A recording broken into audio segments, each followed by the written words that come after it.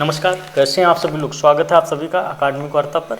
हम लोग UGC net, JRF, TGT, PGT, GDC government degree college assistant professor history की class में हैं। तो हम लोगों ने पिछली क्लास में जहां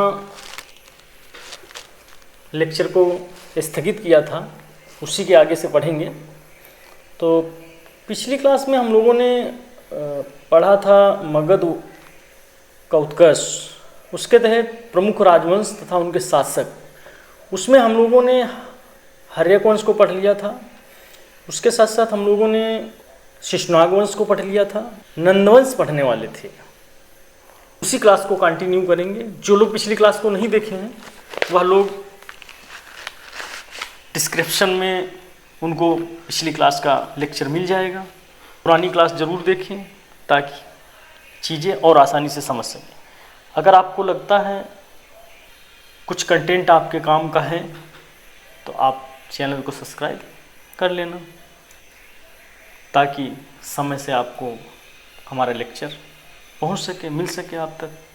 चलिए, हम लोग पढ़ने वाले थे। पिछली बार हम लोगों ने जो प्रमुख राजवंश थे उसमें हर्यक वंश में पढ़ा, बिम्बिसार को पढ़ा, उनकी पत्नियां थीं उनके विषय में, और उनका जो साम्राज्य विस्तार था, उनकी नीतियाँ, वैवाहिक नीतियाँ, ये सारी चीज़ें हम लोगों ने इम्पोर्टेंट प्रश्न पढ़े, इम्पोर्टेंट चीज़ें पढ़ी। उसका पुत्र जो था अजातशत्रु, जो पितृहंता था, जिसको कुणिक कहा जाता है, उसके विषय में, उसके मामा के साथ कैसे संघर्ष हुआ। उसके बाद उदयन को पढ़ा। उदयन ने किस तरीके से राजधानी को परिवर्तित किया, राजगृह की जगह कुसुमपुर बनाया। कुसुमपुर एक गाँव था। उसी तरीके से हम लोगों ने शिशुनाग वंश को पढ़ा। शिशुनाग वंश में हम लोगों ने जो इम्पोर्टेंट चीज़ें थीं।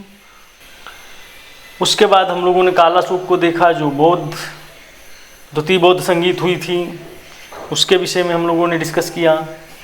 अच्छा, अब हम लोग नंदवंश को पढ़ने वाले हैं आज। तो नंदवंश का जो समय है, टाइम पीरियड है 344 से 324 ईसा पूर्व।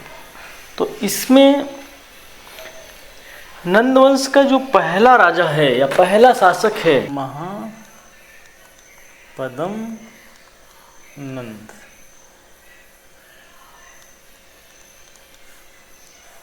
महापद्म, इनके अगर उपनाम की बात करें, उपनाम है ना, तो इसे उग्रसेन कहा जाता था। उग्रसेन।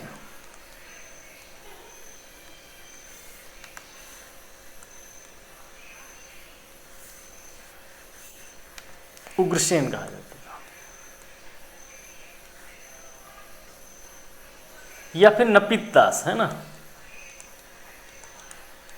नपित दास, दासी पुत्र, दासी पुत्र कहा जाता था। इसको पहली बार एकराट की उपाधि मिली।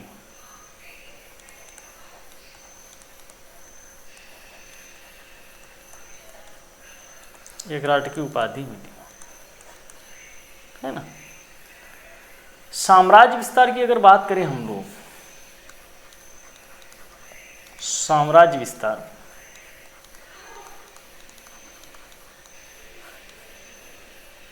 तो इन्होंने संपूर्ण उत्तर भारत को जीत लिया था।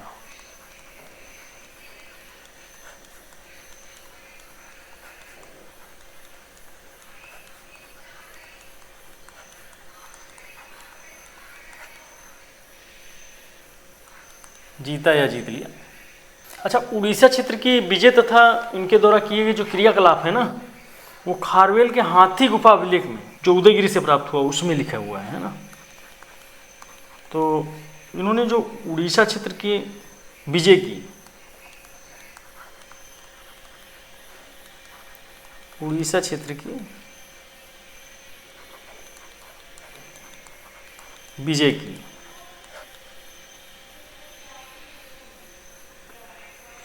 तथा इनके द्वारा किए गए क्रियाकलाप,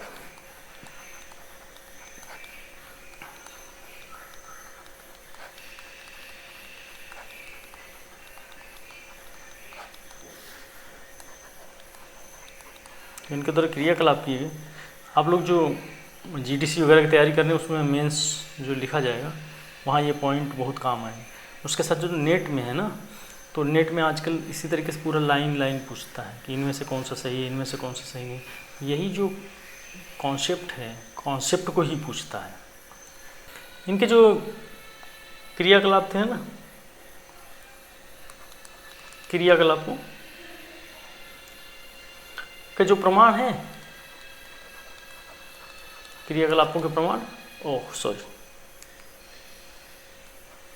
क्रियाकलापों के प्रमाण, उत्तर मौर्यकालीन शासक जो थे खारवेल का हाथी गुफा है ना, एक किताब जरूर ले लीजिए आप लोग एंशिएंट इंडियन हिस्ट्री का, क्योंकि किताब बहुत ज़रूरी है ना। हाथी गुफा अभिलेख बहुत पूछा जाता है। खारवेल का हाथी गुफा अभिलेख, अभिलेख एक साइड कर देंगे, नाम एक साइड कर देंगे, है ना। हाथी गुफा अभिलेख जो उदयगिरी में प्राप्त हुआ है उसमें उल्लेख मिला है ना।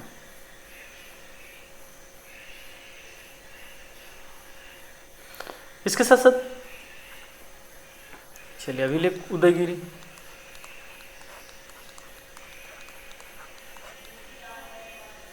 अभिलेख से प्राप्त हुआ है।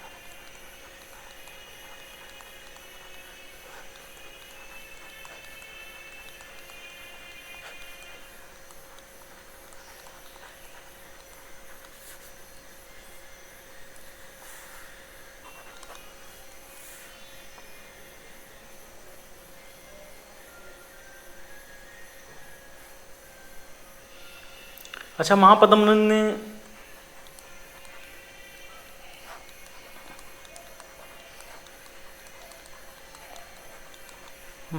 ने कलिंग उड़ीसा, कलिंग जो है उड़ीसा में, कलिंग उड़ीसा,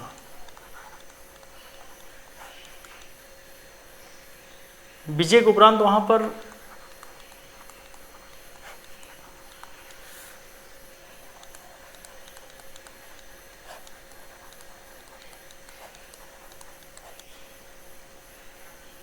जनहितकारी कार्य जो किए हैं,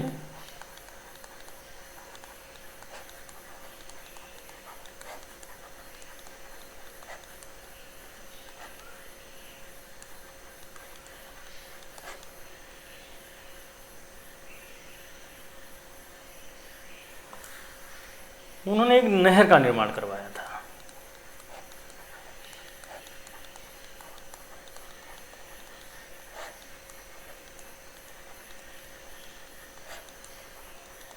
है ना, नहर का निर्माण करवाया था।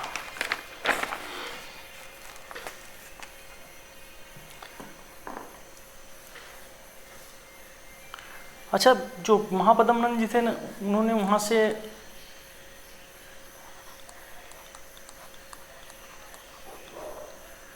विजय प्रतीक रूप में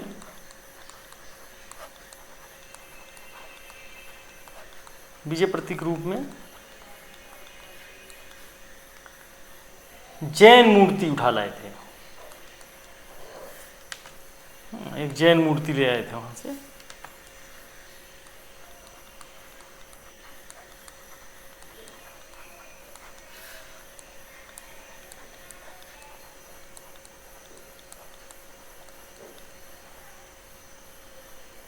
जिसे खारवेल पुनः मगध को विजित कर कलिंग लाकर स्थापित किया था।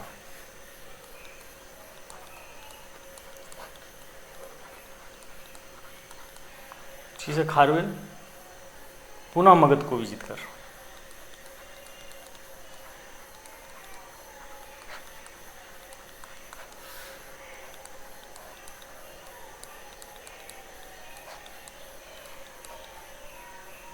कलिंग लाकर स्थापित किया था।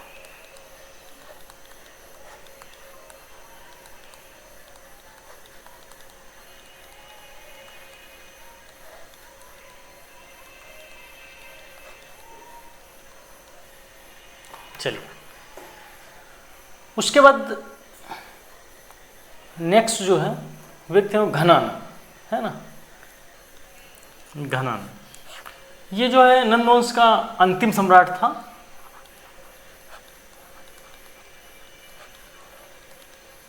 नंदवंश का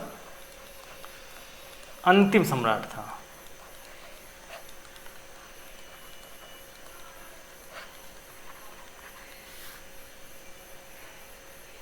इसका समय स्पष्ट नहीं है, ठीक है। दरअसल हुआ ये, जो घनानंद है ना, इसने जनता पर अत्यधिक कर लगाया, जिसके कारण जनता ना असंतुष्ट हो गई, है ना। जनता पर अत्यधिक कर लगाया था।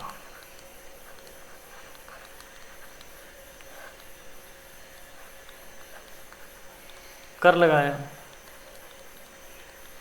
जनता हो गई नाराज, जनता संतुष्ट हो गई।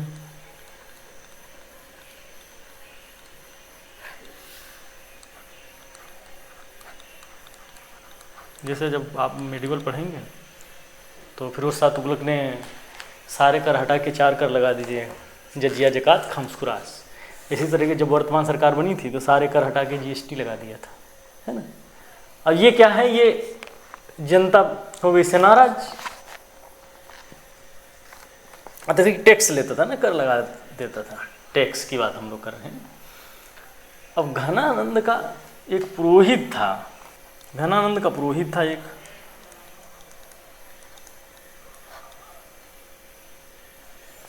पुरोहित का नाम था चाणक्य।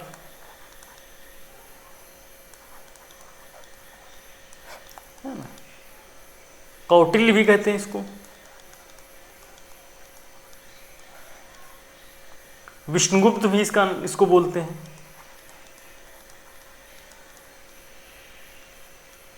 अब ये पुरोहित थे, चाणक्य, कौटिल्य, विष्णुगुप्त, नाम एक ही है। मूल नाम की बात अगर करें तो उनका मूल नाम विष्णुगुप्त था। चलिए लिख देते हैं, मूल नाम विष्णुगुप्त था। कभी पूछा जाए तो आप बता दोगे कम से कम। मूल नाम विष्णुगुप्त था। जैसे हम लोगों के नाम नहीं होते हैं, उसके आगे टाइटल लगा रहता है, मूल नाम रहता है। बहुत सारी चीज़ें हैं, जैसे गांधी जी का नाम, हम लोग गांधी जी बोलते, गांधी जी का मूल नाम मोहनदास करमचंद गांधी था, है ना। ओशो का नाम रजनीश कुमार, रजनीश चंद्र। विवेकानंद का नाम दूसरा था। खैर चलिए, ये हम लोग जब मॉडर्न पढ़ेंगे तो बताएंगे आपको मूल नाम कैसे विलुप्त हो जाता। तो इनका जो मूल नाम था ना विष्णुगुप्त, और ये चाणक्य इसलिए कहे जाते थे क्योंकि इनके पिता का नाम था, इनके पिता का नाम जो था, पिता का नाम था चाणक्य। चाणक्य पिता थे, जिसके कारण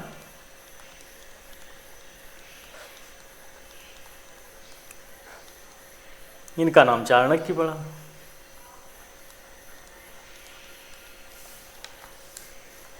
इसके कारण इनका नाम चाणक्य पड़ा।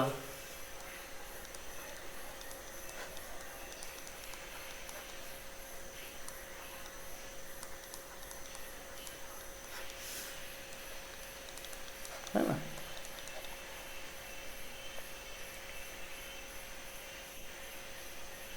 अब इन्होंने क्या की, ये जो पुरोहित थे ये घनानंद को सलाह देने लगे कि देखिए घनानंद, जनता को इतना कर मत लगाइए।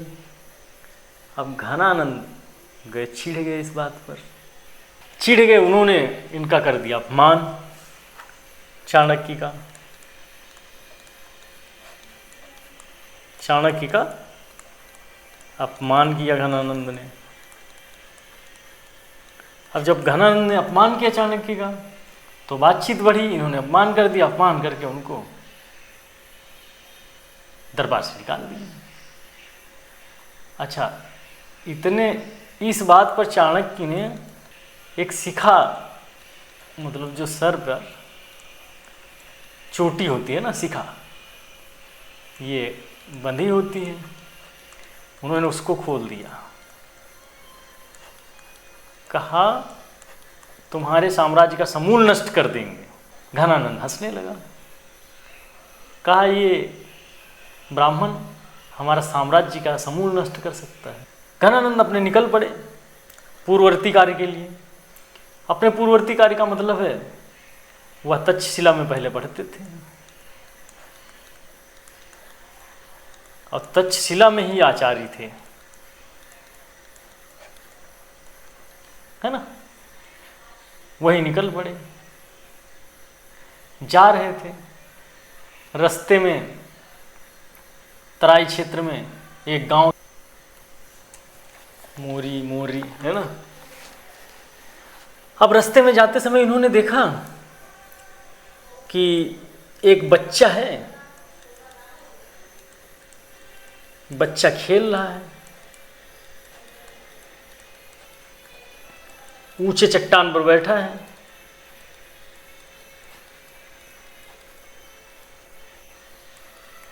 ऊंचे चट्टान पर बैठा है और अन्य बच्चों को आदेश दे रहा है।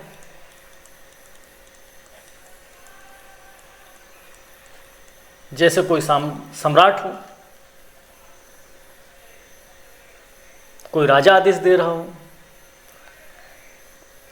चाणक्य की नजर पड़ती है। चाणक्य सोचने लगा, क्या करें क्या ना करें। उसे ऐसे व्यक्ति की आवश्यकता भी थी, उन्हें ऐसे व्यक्ति की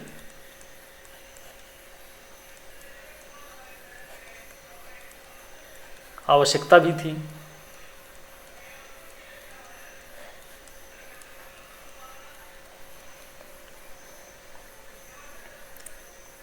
वो गए बच्चे के पास, बच्चे से कहा, आप तक्षशिला चलोगे?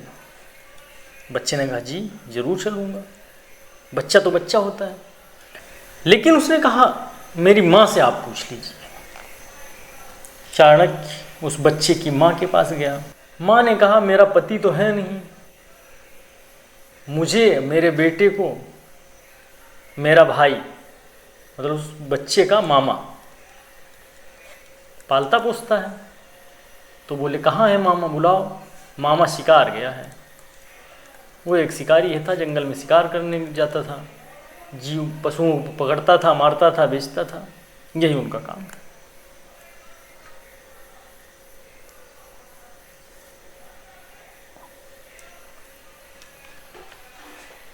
कि मामा जब वापस आए जंगल से तो कहा,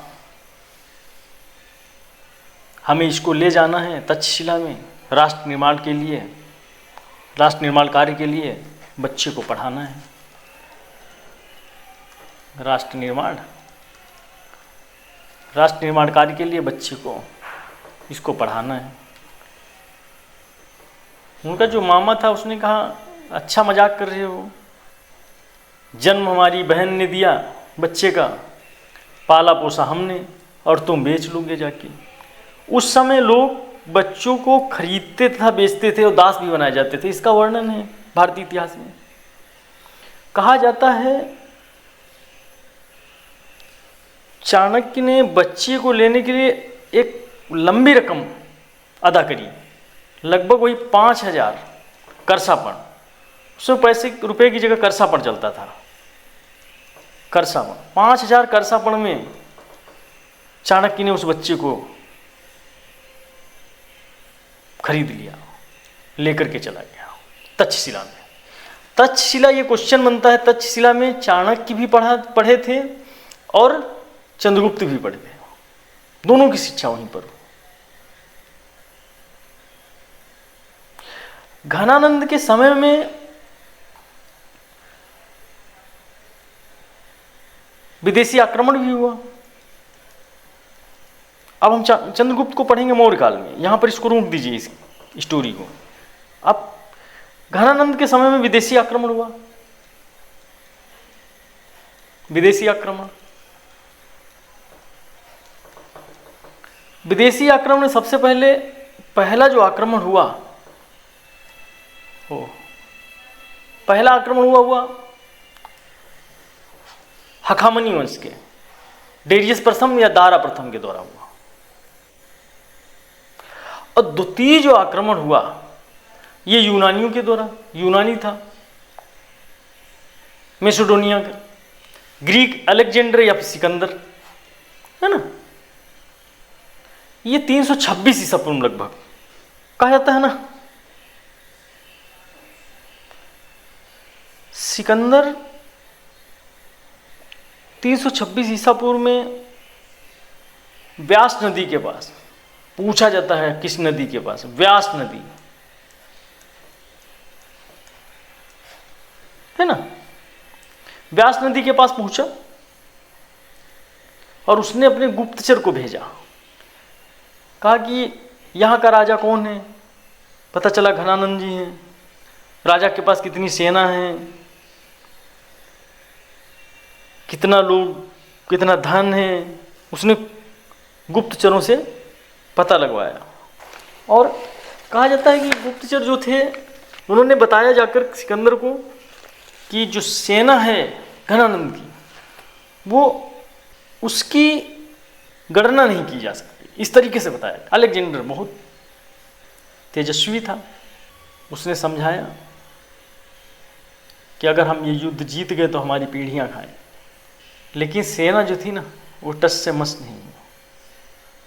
सिकंदर वहाँ लगभग कहा जाता है कि भारत में 19 महीने तक रहा और व्यास नदी के पास से फिर वापस गया। वापस जा रहा था तो वापस जाते समय रास्ते में एक और राजा मिला जो पोरस था। कहते तो पोरस के साथ सिकंदर का, पोरस को सिकंदर ने खबर भेजी, कहा कि आप हमारा मित्रता स्वीकार कर लीजिए। पोरस ने कहा,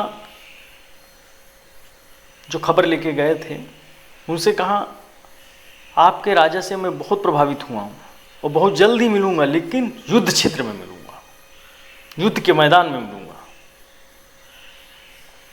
युद्ध हुआ, पोरस हार गया, बंदी बना लिया गया, सिकंदर के सामने प्रकट किया गया। तो सिकंदर ने पूछा, बताओ तुम्हारे साथ कैसा व्यवहार किया जाए? पोरस ने कहा, जैसा एक राजा दूसरे राजा के साथ व्यवहार करता है वैसा व्यवहार कर। सिकंदर ने कहा कि आप जैसे मित्र की मुझे आवश्यकता है, आप शत्रु की जगह आप मेरे मित्र हैं। और उसने फिर रास्ता मांगा। कहा जाता है जो जो क्षेत्र उसने जीते थे उसको, जैसे पश्चिम का क्षेत्र फिलिप को दे दिया। एक व्यक्ति था आम्भी, आम्भी ने इसकी मदद करी थी। इतिहास में पहली बार ये प्रमाण मिलता है कि प्रथम राजद्रोही भारत के इतिहास में इसी को कहा जाता है, आम्भी को। इसने मदद करी थी, है ना।